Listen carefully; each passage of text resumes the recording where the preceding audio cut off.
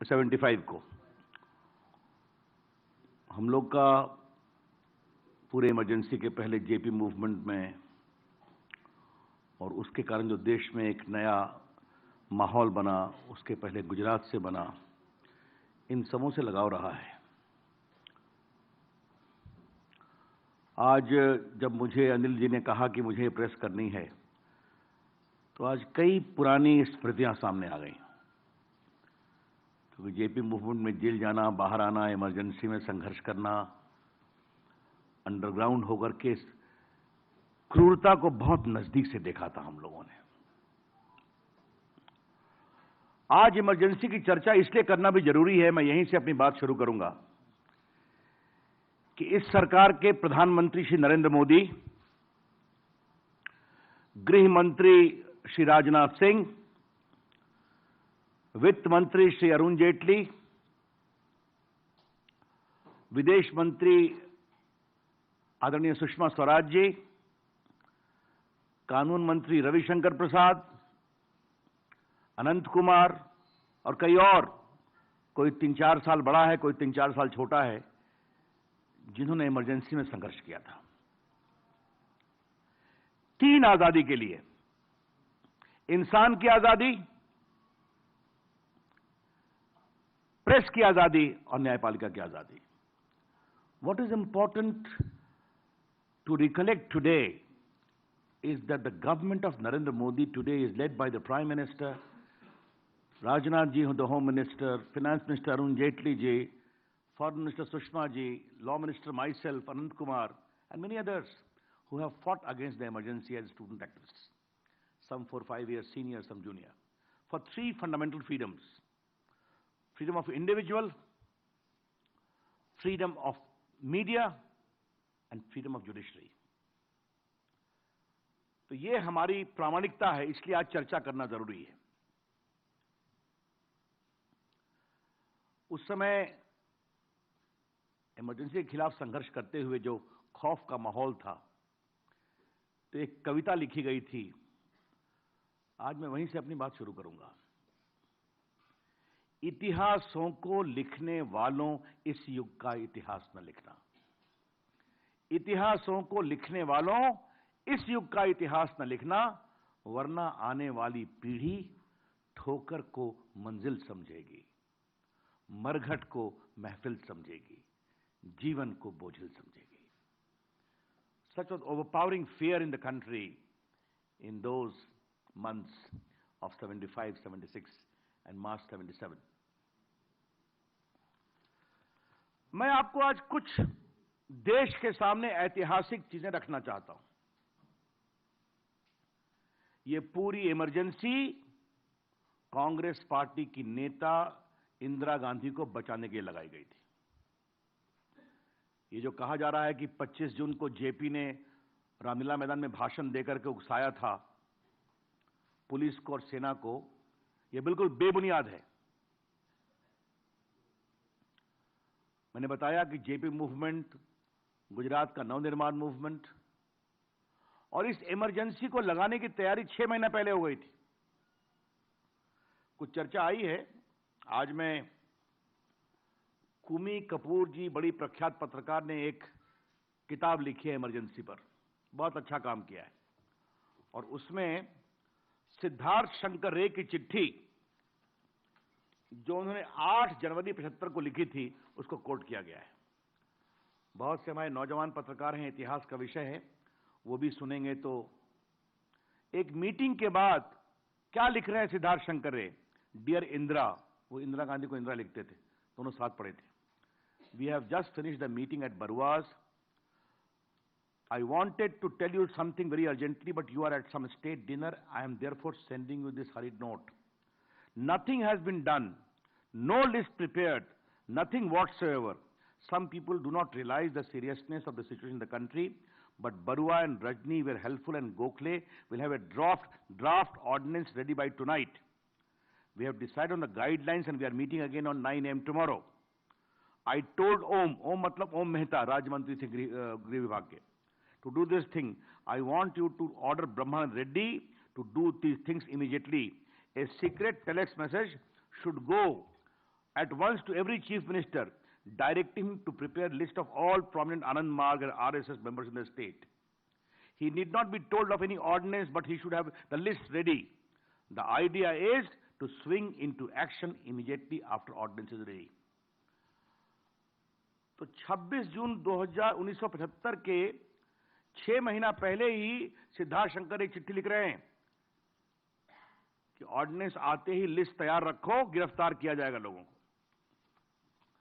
तो यह कहा गया कि 12 जून 75 को इंदिरा जी के बारे में फैसला आया इलाहाबाद हाई कोर्ट का, और उस पर 24 जून को पूरा स्टे नहीं मिला, आपको मालूम है, सुप्रीम कोर्ट का। तब 25 जून को जेपी ने कार्यक्रम किया और कहा गया कि देश को तोड़ने की कोशिश की जा रही है। तो यह सिलसिला बहुत पहले से चल रहा था। यह पहली बात तो हम ये कहेंगे। इंदिरा जी ने बाद में कहा था कि हमें कंट्री को शॉक ट्रीटमेंट देना जरूरी था। अब आप ध्यान रखिए कि जनवरी 1975 से, क्षमा करिए, 12 जून तक तैयारी पूरी हो रही थी, और जब फाइनल उनको हार गए चुनाव में तो कहा कि अब पूरा हम ये कार्रवाई करेंगे। अब मैं दूसरी बात आपसे कहना चाहता हूं, और ये चर्चा बहुत कम होती है, मैं पत्रकारों से कहूंगा इसको ध्यान रखें। इमरजेंसी लगाने का फैसला कैबिनेट करती है। The cabinet, the council of ministers recommends for imposition of emergency. यहां पर 25 जून 75 को रात के 11:15 बजे उस समय के राष्ट्रपति फखरुद्दीन अली अहमद साहब ने साइन कर दिया। That is also documented. आप कहेंगे तो मैं आपको दिखा देना चाहता हूं, वो भी हमारे सामने में है, जिसमें आज मैं उसको, क्योंकि देश के सामने आज ये जाना बहुत जरूरी है। ये देखिए, इसके पेज 23, बहुत बड़ा काम किया है कुमी कपूर जी ने, ये सब अनहर्ड ऑफ डॉक्यूमेंट्स को आज लाया है। In exercise of power conferred by clause 1 of article 3 the Constitution, I, Fakhruddin Ali Ahmad, present by this proclamation, declare that a grave emergency exists whereby security of India is threatened by internal disturbances. Dated 25th of June 1975. Cabinet की meeting होती है 26 जून को सुबह 6 बजे, और बिना cabinet की अनुशंसा के ही राष्ट्रपति जी ने लागू कर दिया, क्योंकि इंदिरा गांधी को अपने कैबिनेट के कलीग पर विश्वास नहीं था। जब इमरजेंसी लग जाएगी, गिरफ्तारी की आशंका शुरू हो जाएगी, तब सब लोग रास्ते पर आ जाएंगे। और इसमें चर्चा है कि जगजीवन राम कितना कांपते थे, वाई.बी. चौहान कितना कांपते थे, ये सब विस्तार से कहा हुआ है। लेकिन ये कितनी पीड़ा की बात है कि कांग्रेस में परिवार भक्ति और एक नेता की भक्ति इतनी पराकाष्ठा पर थी कि जो जगजीवन राम, वाई.बी. चौहान, सरदार स्वरण सिंह, गांधी जी और नेहरू जी के साथ आजादी के आंदोलन में संघर्ष कर चुके थे, वो खामोश रहे जब इमरजेंसी लगी। इससे बड़े शर्म की बात कुछ हो नहीं सकती है। सबसे रोचक बात इस पुस्तक में एक और है, हम लोग जानते थे, इसको डॉक्यूमेंट किया गया है, इसलिए बताना चाहता हूं। किसी को बताया नहीं गया इमरजेंसी लगी हुई है, कहा गिरफ्तार करो। गिरफ्तार किसको करेगा? नाम भेजा जाएगा। कहा किसमें गिरफ्तार? कहा मीसा में बंद करना है। कहा मीसा में तो आपको ग्राउंड देना पड़ता है ना, 5-5 कॉपी। कहा ग्राउंड बाद में देना। तो इसमें कई उस समय के मजिस्ट्रेट्स का इंटरव्यू है। हम लोग डिफेंस कॉलोनी थाना, सिविल लाइंस थाना में बैठे हुए हैं, नेता आ रहे हैं, कहा इसका नाम भर दो। It was a completely unconstitutional act, क्योंकि maintenance of internal security act में आपको grounds of public order disturbance देना पड़ता है। हम लोग गिरफ्तार हुए थे, हाई कोर्ट में एडवाइजरी बोर्ड में हम लोग पेश हुए, बहस किया कि हमारे खिलाफ ये आधार गलत है, ऐसा कुछ नहीं था। तो ये आपके सामने हुआ। अब मैं आपके सामने इमरजेंसी के 4-5 स्वरूप को रखना चाहूंगा। ये भारत के लोकतंत्र के हर पहलुओं पर हमला था, हर प्लेटफॉर्म पर। Emergency constituted an attack on all the platforms of democracy. सबसे पहले हिंदुस्तानियों के ऊपर। जमहूरियत बिना इंसानों के नहीं हो सकती। एक बहुत बड़ा शेर है, जमहूरियत वो तख्ते हुकूमत है जहां इंसान को गिना करते, तोला नहीं करते। Democracy cannot survive without the people. और पहला क्या, लोगों को गिरफ्तार करो। न कोई अपील, न कोई वकील, न कोई दलील, क्योंकि कहा गया इमरजेंसी में आपके fundamental right to life suspended है। और थोड़ा हमारे पत्रकार में इसको नोट कर लें, 1,10,806 लोग मीसा में बंद किए गए। 1,10,806 लोग मीसा में बंद किए गए और 75,818 डीआईआर में बंद किए गए। अब बाकी जनरल कितने लोग बंद किए गए, प्रेस एक्ट में क्या है, ये तो हजारों में संख्या होगी, लाखों में होगी। मैं जब जुडिशरी की बात आऊंगा तो इस पर विस्तार से चर्चा करूंगा। लेकिन सुप्रीम कोर्ट में जब सुनवाई हुई तो एडीएम जबलपुर का केस है, मैं इसकी चर्चा भी बाद में करूंगा। तो वहां पर एक जज ने पूछा अटॉर्नी जनरल से कि अगर किसी को गोली मार दी जाए जेल में तब भी कोई सुनवाई नहीं है? कहा तब भी कोई सुनवाई नहीं है। This was the ugly face of emergency with the Indira Congress led projected before the country. दूसरा है प्रेस की आजादी। और आज जब मैं प्रेस की आजादी के लिए बैठा हूं और 43rd एनिवर्सरी पर अपने प्रेस के मित्रों से बात कर रहा हूं, तो सबसे पहले मैं 3 लोगों को दिल से सैल्यूट करना चाहता हूं। नंबर 1, कुलदीप नैयर। कुलदीप नैयर से हमारा डिफरेंसेस हो सकता है, लेकिन कुलदीप नैयर ने इमरजेंसी में कमाल की हिम्मत दिखाई। दूसरे, Ramnath Goenka, the legendary founder of Indian express, कमाल की हिम्मत दिखाई। 4 लोगों का नाम लूंगा। तीसरे, सीआर ईरानी ऑफ स्टेट्समैन, शोर ग्रेट करेज। और चौथा, केआर मलकानी, जो ऑर्गेनाइजर और मदरलैंड के संपादक हुआ कर, बहुत की हिम्मत दिखाई। ईरानी साहब तो बचते रहे, लेकिन बाकी एक्सप्रेस के ऊपर क्या हुआ आपको पता है, और कुलदीप ने तो जेल के अंदर चले गए। और आज मुझे एक बात और भी कहनी है, ऐसे बड़े बड़े पत्रकार और बड़े बड़े संपादक जो आज हमें बड़ी बड़ी नसीहत देते हैं, वो कितने दुबक गए थे ये भी हमने देखा है। उससे हम लोग को दाढ़ी भी नहीं आई थी। आज भी वो हैं, कुछ रिटायर कर गए हैं, कुछ किताबें लिखते हैं, but the big editors who give us big homilies, sermonizes us about the principles of democracy, completely submitted meekly at that point in time. And as Advani ji rightly pointed out, they were willing to crawl when asked to bend. तो ये भी देश ने देखा है। अब मैं उनमें कई नाम बड़े हैं, मैं किसी का नाम नहीं लूंगा, लेकिन एक सच्चाई है। किस तरह से अखबारों को विज्ञापन नहीं दिया जाए, ये भी काम होता था। थोड़ा हम आज प्रेस सेंसरशिप की बात करना चाहते हैं आपसे। ये मेरा सौभाग्य रहा है कि मैं भी अटल जी की सरकार में इंफॉर्मेशन ब्रॉडकास्टिंग मिनिस्टर रहा हूं। हमारे कई नेता, स्वर्गीय प्रमोद महाजन, सुषमा जी, अरुण जेटली रहे हैं, वेंकैया जी रहे हैं, उपराष्ट्रपति हैं। इमरजेंसी में एक सज्जन लाए गए थे, श्रीमान विद्याचरण शुक्ला। और आज एक घटना मैं आपसे कहना चाहता हूं, अभी वो घटना स्मृति में आई है। विद्यार्थी परिषद में हम लोग काम करते थे, तो पटना में संपादकों का सम्मेलन हुआ था इमरजेंसी की तीमारदारी करने के लिए। तो हम लोग को निर्देश मिला कि एंटी इमरजेंसी लिटरेचर को हम लोग को सभी संपादकों के होटलों के कमरे में पहुंचाना है। तो हमारे बाकी कार्यकर्ता कुछ कहा कि चलो आज मैं भी चलता हूं, देखते हैं क्या होता है। तो हम लोग पीछे होटल से चारदीवारी से घुसे और काम कर रहे थे। देश क्या हो गया था पत्रकारों के लिए बता रहा हूं। एकाएक हमने देखा कि एक कमरे में थोड़ी कस के बहस चल रही है। तो सुनने में आया कि उस संपादक जी का बाथरूम महक रहा था होटल का, और वो कह रहे थे कि मेरा कमरा चेंज कर दीजिए।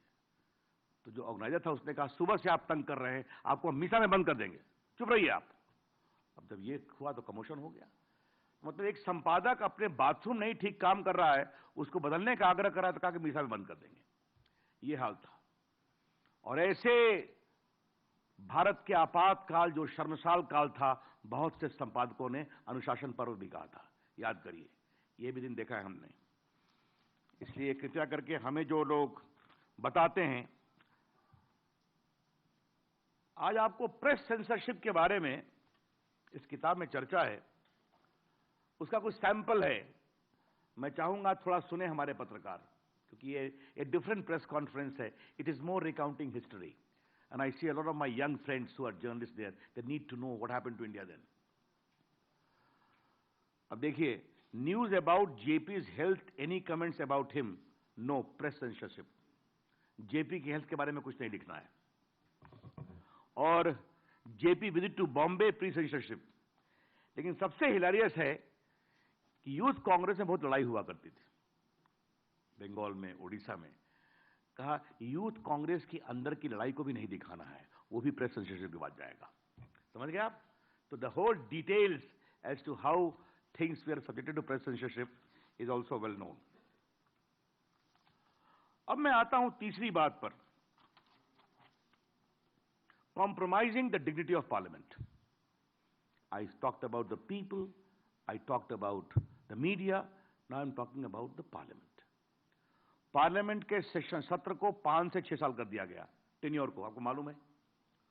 और जितने अपोजिशन के लोग थे सब गिरफ्तार, और सारे एंटी डेमोक्रेटिक कानून पास किए गए। और उसमें 3 कानून सबसे इंपॉर्टेंट है, मैं बताना चाहता हूं। नंबर 1, 42nd अमेंडमेंट, जिसके अंतर्गत आप प्राइम मिनिस्टर का इलेक्शन चैलेंज नहीं कर सकते। नंबर 2, पार्लियामेंट कोई भी कानून बना सकती है। और नंबर 3, कोर्ट के जुरिडिक्शन को कमजोर किया गया, रिट जुरिडिक्शन को। विपक्ष के नेता जेल के बाहर, जेल में हैं या बाहर हैं,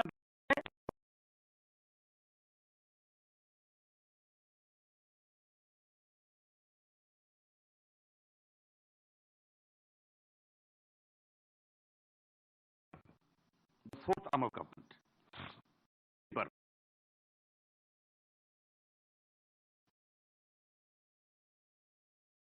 सीमा को गिराने और आजादी को कॉम्प्रोमाइज करने में कोई कसर बाकी नहीं छोड़ी। याद करिए, पहली बार हिंदुस्तान के इतिहास में सुप्रीम कोर्ट के 3 जजेस को सुपरसीड किया गया। जस्टिस ग्रोवर, जस्टिस शेलेट और जस्टिस हेगड़े। मैं इनके पूरे नाम नहीं बता रहा हूं, वेल नोन है, लेकिन 3 नाम जान लीजिए। और एन रे को भारत का मुख्य न्यायाधीश बनाया गया। एडीएम जबलपुर का कहानी क्या है, आप समझ लीजिए। मैं एक वकील भी हूं और इमरजेंसी का विरोध करने वाला मुखर कार्यकर्ता रहा हूं। इसलिए आज मैं पूरी जिम्मेवारी से एक बात कहना चाहता हूं, इमरजेंसी के समय भारत के हाई कोर्ट ने बहुत साहस दिखाया, सुप्रीम कोर्ट ने हमें निराश किया।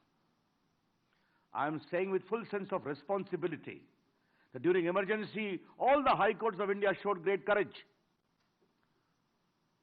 but it was Supreme Court which let us down. चाहे मुंबई हाई कोर्ट हो, चाहे कलकत्ता हाई कोर्ट हो, मद्रास हाई कोर्ट हो, पटना हाई कोर्ट हो, राजस्थान हाई कोर्ट हो, उन्हें छोड़ना शुरू किया कि नहीं, हम इमरजेंसी में भी आजादी को शिकायत सुनेंगे, तो मामला सुप्रीम कोर्ट में आया। और सुप्रीम कोर्ट ने जो बताया, निरंडे ने बहस किया कि अगर मार भी दिया जाए जान गोली के द्वारा जेल में या थाने में, कोई सुनवाई नहीं, सुप्रीम कोर्ट ने उसको अपहोल्ड किया। एक जज ने हिम्मत दिखाई, मैं अपने नौजवान पत्रकारों को, फिर एचआर खन्ना नाम था उनका, उन्होंने कहा इमरजेंसी में भी नागरिक की आजादी को कोर्ट देखेगा। उनको उस समय की इंदिरा गांधी कांग्रेस सरकार ने 2 महीने के लिए भी चीफ जस्टिस नहीं बनने दिया, उनको सुपरसीड किया। ये जो आज कांग्रेस के नेता हमसे सवाल पूछते हैं,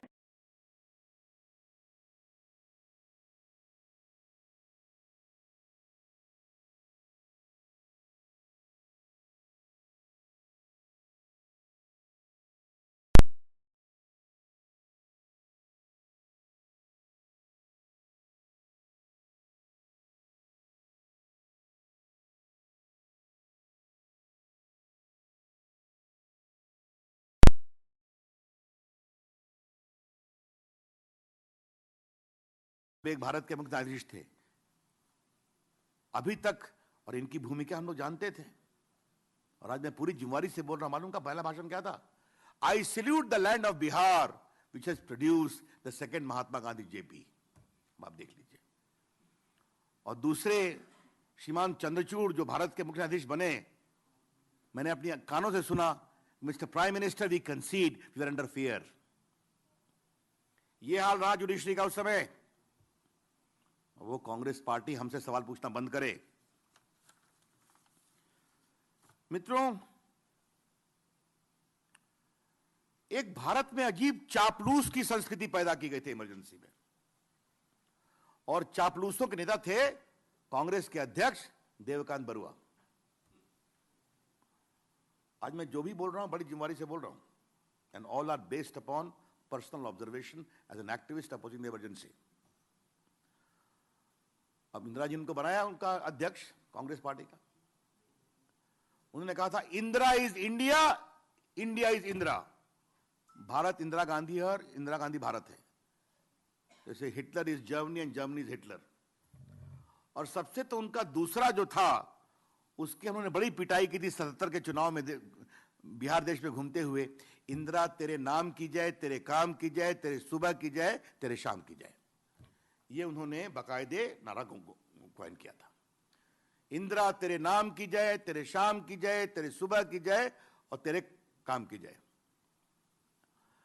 मित्रों, एक तरफ ये बात थी। आज कई उस समय की कविताएं याद आ रही हैं, तो एक और कविता याद आ गई अभी। 4 नवंबर 1974 को जेपी पर बहुत कस के पटना में लाठी चली थी, याद होगा। नानाजी देशमुख ने अपना हाथ किया था तो उनका हाथ टूट गया था। हम लोग सब लोग बहुत चेज किए गए थे पुलिस के द्वारा। तो बहुत बड़ी सभा हुई थी। उस सभा में धर्मवीर भारती की एक कविता पढ़ी गई थी।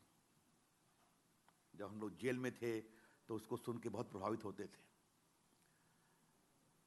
उस कविता का, और आज के दिन में उस कविता को देश के सामने आप सबों के माध्यम से रखना चाहता हूं। डुगडुगी मुनादी।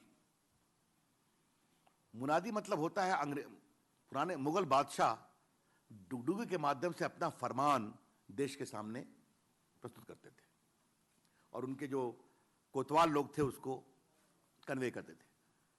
तो 4 लाइन प्रस्तुत कर रहा हूं। वो भारत क्या था? खलक खुदा का, मुल्क बादशाह का, हुक्म शहर कोतवाल का। धर्मवीर भारती कविता है। खलक खुदा का, मुल्क बादशाह का, हुक्म शहर कोतवाल का। हर खास व आम को आगाह किया जाता है, वो खबरदार रहे। गिरा ले अपनी खिड़कियों के पर्दे और अपने बच्चों को सड़कों पे अकेला न छोड़े, क्योंकि एक 74 बरस का बूढ़ा अपनी कांपती थरथराती आवाज में सड़कों पे सच बोलता हुआ निकल पड़ा है। You understand the power of this poetry being spoken before 3-4 lakh people. Indira Gandhi इससे परेशान थे, क्योंकि लोकनायक जयप्रकाश सड़कों पे सच्चाई बोलते हुए निकल पड़े थे। इसलिए इमरजेंसी लगाई गई थी। मित्रों, इतना इनह्यूमन बिहेवियर हुआ था। जेपी की किडनी खराब हो गई थी। वो दिल्ली के जसलोक अस्पताल में थे, आपको पता होगा, मुंबई के, सॉरी। वहां उनको कहा गया कि इनको धूप चाहिए। तो पुलिस ने कहा धूप में ऊपर बैठेंगे तो जनता देखेगी। जब मालूम हुआ सोली सोराब जी और बाकी लोग मुंबई हाईकोर्ट में केस करने जा रहे हैं, तब उनको इजाजत मिली। मोरारजी देसाई और जेपी दोनों को सोहना गेस्ट हाउस में रखा गया था, हरियाणा। जब वो घुसे तो एक को ऊपर में एक को नीचे में। तो कहा गया हम लोग को साथ नाश्ता करने दो। कहा नहीं। कहा तुम दोनों हम लोग के बीच में बैठ जाओ। पुलिस वाले कहा नहीं, यू कांट मीट। मैं आपको कितनी नसबंदी हुई, संघ के स्वयंसेवकों के नाखून नोचे गए, बच्चों के, हम लोग जानते हैं इस बात को। लेकिन देश जागा। अच्छा, और तो और संसद को तोड़ा, न्यायपालिका की गरिमा को कमजोर किया, प्रेस की कमर तोड़ी, लोगों को पकड़ा। कलाकारों से क्यों चिढ़ गए थे कांग्रेस वाले, हमको आज तो समझ नहीं आता है। क्योंकि किशोर कुमार ने गाना गाने से इनकार कर दिया यूथ कांग्रेस की रैली में, तो उनका गाना बैन हो गया। देवानंद, उनकी फिल्में बैन कर दी गई। आंधी गुलजार की पिक्चर बहुत ही अच्छी पिक्चर थी, उसको भी बैन कर दिया गया। मतलब ये कैसा दिमाग चल रहा था, पूरे भारत को एक प्रकार से पैरालाइज एंड पंगु कर देना है। मित्रों, क्या आज की कांग्रेस के स्वभाव में कोई अंतर हुआ है? यही मैं बात करके अपनी बात समाप्त करूंगा। I will take questions. Congress ने इमरजेंसी के बारे में माफी एक बार मांगी जरूर है, लेकिन कांग्रेस का चाल, चरित्र और चेहरा इमरजेंसी से प्रभावित आज भी है। It is our clear specific charge that the image, identity and footprint of Congress continues to be influenced by emergency, क्योंकि कांग्रेस के डीएनए में इमरजेंसी का समर्थन है। मैं आपको कुछ उदाहरण देना चाहता हूं। राहुल गांधी ने अपने से कह दिया कि मैं पीएम बनूंगा। क्या मतलब है इसका? लोकतंत्र में पीएम कैसे बनता है आप भी जानते हैं। और सबसे मजे की बात है, उनके कांग्रेस पार्टी के किसी बड़े नेता ने भी समर्थन नहीं किया कि राहुल गांधी को पीएम बनाया जाए। बाद में शायद मुझे बदूनी बता रहे थे कि सुरजेवाला ने एक दिन किया कि he is the natural choice, वो भी काफी दिनों के बाद। तो यह है कांग्रेस पार्टी की कहानी। अगर आप चुनाव हार गए तो ईवीएम खराब है, इलेक्शन कमीशन खराब है। चुनाव जीत गए तो ईवीएम ठीक है। इसका क्या मतलब है? उनके नेताओं ने हमारे आर्मी चीफ पर हमला किया, आपको मालूम ही है। भद्दी भद्दी बातें। मैं खाली इंस्टीट्यूशंस की बात कर रहा हूं। इलेक्शन कमीशन पर भी आरोप लगाया। सीवीसी के बारे में क्या क्या कहा आपको मालूम ही है। और एक बार कोई थॉमस साहब को बनाया था जिसको सुप्रीम कोर्ट ने क्वॉश किया था। लेकिन जुडिशरी के साथ जो कांग्रेस ने व्यवहार किया है, it tried to threaten the judiciary, and I am saying with full sense of responsibility. Congress party ने भारत की न्यायपालिका की गरिमा को गिराया ही नहीं, उसको धमकाने की कोशिश की है। क्या मतलब है? कपिल सिब्बल ये बोलते हैं उनके नेता कि 19 के पहले आप राम जन्मभूमि केस की सुनवाई कैसे करेंगे? ये मामला 70 साल से पेंडिंग है। और आप लोया केस के फैसले के बावजूद भी राहुल गांधी उस पर सवाल उठाते रहेंगे। आपको मालूम है इलैबोरेट हियरिंग हुई थी। बार बार है कि अगर सुप्रीम कोर्ट के अंदर कोई डिफरेंसेस है, let the court take itself. तो आप उसको पॉलिटिसाइज कर रहे हैं देश भर में। और इंपीचमेंट की कार्रवाई क्यों की गई हम जानना चाहते हैं। और इंपीचमेंट की कार्रवाई किया तो हिम्मत थी तो केस लड़ते आप, तो केस को भी परस्यू करने की हिम्मत आपकी नहीं हुई। तो जानबूझकर जुडिशरी को एक संदेश देने की बात की गई। और उस पर हमारा जवाब यह है, बार बार हारी हुई कांग्रेस कोर्ट के गलियारों से हिंदुस्तान की पॉलिटिक्स नहीं चला सकती। Through spurious and sponsored PIL प्रायोजित केस कर करके कांग्रेस पार्टी देश की राजनीति नहीं चला सकती। चलाना है तो जाइए, जनता का विश्वास लीजिए, हमें हरा दीजिए। तो वो तो आप में हिम्मत है नहीं। मित्रों, लेट मी कंक्लूड। 43 साल के बाद भी इमरजेंसी का जख्म हरा है। देश के लोकतंत्र को हम मजबूत करें। चुनाव में हार होगी, जीत होगी, but let's be proud of the democracy of India and the democratic अर्ज द पीपल ऑफ इंडिया। और आज फिर मैं कई पुरानी बातें याद कर रहा हूं। हम लोग पटना में बैठे हुए थे और काउंटिंग चल रही थी। उस समय तो टीवी का जमाना था नहीं। और जब खबर आई कि इंदिरा गांधी और संजय गांधी दोनों हार गए, तो उस समय क्या उत्साह हुआ था कि भारत की जनता जागती है, अगर जगाने वाला होना चाहिए। Thanks a lot. Open to questions now. Rajiv.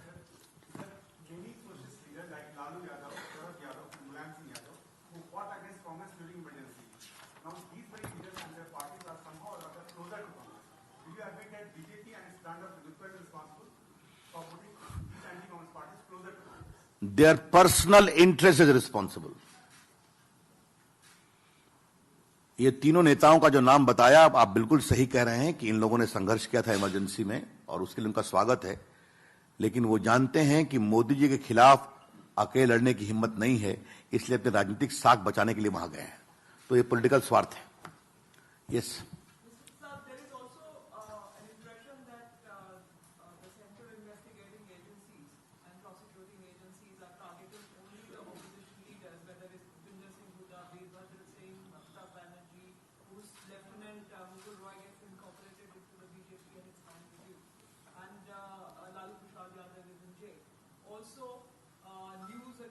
your top leaders is suppressed by the ruling party. Do you think that the parties in governance behave in a similar fashion, whether it is the BJP or the Congress? No, you are not absolutely incorrect on that point. I think the biggest canard has been undertaken against my Prime Minister Narendra Modi for the last more than 16 years, since the day he became the Chief Minister of Gujarat. Largely baseless campaign. That's number one. You asked about Lalu Prasad. I think I argued the PIL against him in the fodder scam when Mr. Devegowda was the Prime Minister. He went to jail because of all this. So how do you say that we are responsible? अब आप corruption करेंगे, हुडा साहब ने क्या क्या किया है दमाश्री को बढ़ाने के लिए बताने की जरूरत है क्या? दमाश्री के लिए हुडा जी ने क्या क्या सेवा की है ये बताने की जरूरत नहीं है. उस समय की सरकार ने उनको बचाने की कोशिश की, आज ईमानदारी से काम हो रहा है. हमारा कमिटमेंट फ्री प्रेस के लिए बहुत स्पष्ट है. और अभी 2 दिन से देखिए गुजरात के एक बैंक के बारे में क्या क्या रिपोर्ट छपी है, जो कि बेबुनियाद आरोप था हमारे अध्यक्ष के प्रति. छपी है नहीं छपी है, तो इसलिए यह कहना उचित नहीं होगा. Yes. Payal. Sir, given the present circumstances and the Congress party has been raising questions on the issue in Kashmir, Saifuddin Soos in fact has come out and questioned the role of Sardar Patel. Today we are on emergency day. बाद बात करूंगा. बताओ. Aditi.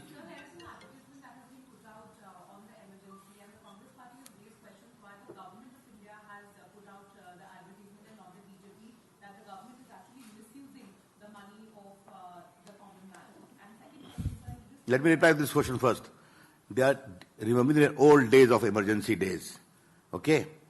When at government cost, Congress parties, Vigyapan used to come about. I think campaign against the emergency should be an article of faith for the government of the day, for the people of the day, in the country itself. Let us not talk about advertisement. It should be the collective will of the people of India. That's how I see it.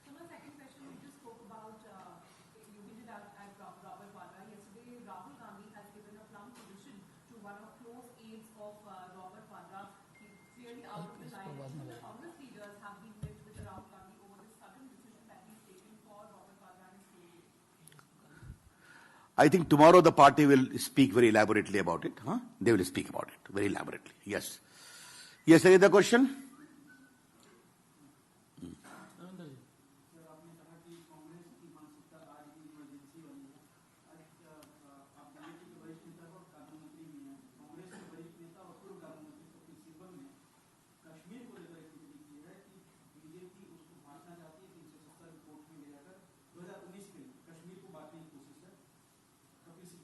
आज का दिन emergency का है. मैं आज आपसे सवाल पूछूंगा कि इमरजेंसी के समय कपिल सिब्बल कहां थे, क्या कर रहे थे? मैंने सुना है कि किसी सरकार में काम करते थे, तो ये उनका अतीत है, मुझे छोड़ दीजिए आप. अब इस बेबुनियाद झूठे आरोप पर मैं क्या कहूं? कोई व्यक्ति अपने को रेलेवेंस रखने के लिए आर्टिकल लिखे, ये उनका विषय है, मुझे कुछ नहीं कहना है. ये विकास जी,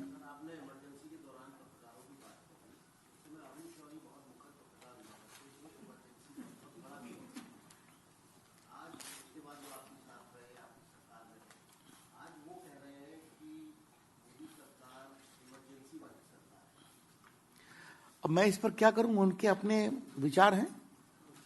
भारत में सबों को अपने विचार रखने का अधिकार है, तो उनके अपने विचार होंगे. इसके आगे मैं कुछ नहीं कहूंगा. मैंने आरंभ में ही कहा कि हमारी सरकार के वरिष्ठ लोगों का मीडिया की आजादी और लोकतंत्र के प्रति क्या कमिटमेंट है, क्योंकि हम लोग उस संघर्ष से उभरे हुए लोग हैं. वो लोग हैं जो जेल गए हैं, लाठी खाए हैं, प्रताड़ित हुए हैं इंसान की आजादी, मीडिया की आजादी और न्यायपालिका की आजादी के लिए. ये हमारा अतीत है.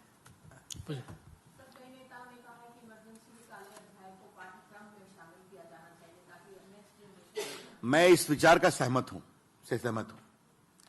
क्योंकि जो हिंदुस्तान का लोकतंत्र 70 साल प्रामाणिक हो गया है और हिंदुस्तान की डेमोक्रेसी में आम नौजवानों का भी एक बहुत बड़ा ट्रस्ट है, तो मुझे लगता है कि ये विचार उपयोगी विचार है. मुजुमदार साहब, क्या एक मिनट.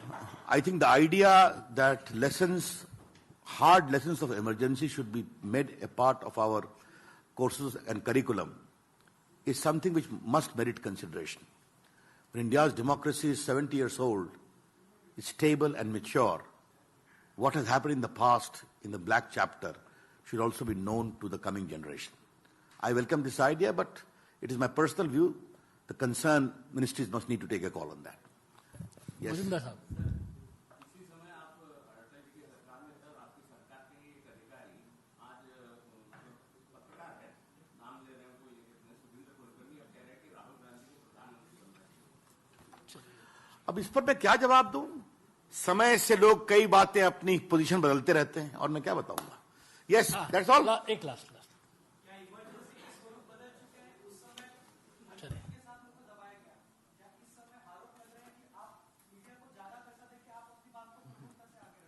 नहीं, आपके उसमें कोई वजन नहीं है। मैंने पहले भी कहा, अगर किसी एक नेता के खिलाफ सबसे अधिक योजनाबद्ध कैंपेन हुआ है तो वो हमारे प्रधानमंत्री मोदी जी के खिलाफ, वो जनता के आशीर्वाद से आ गया है। Thank you. चलिए साहब।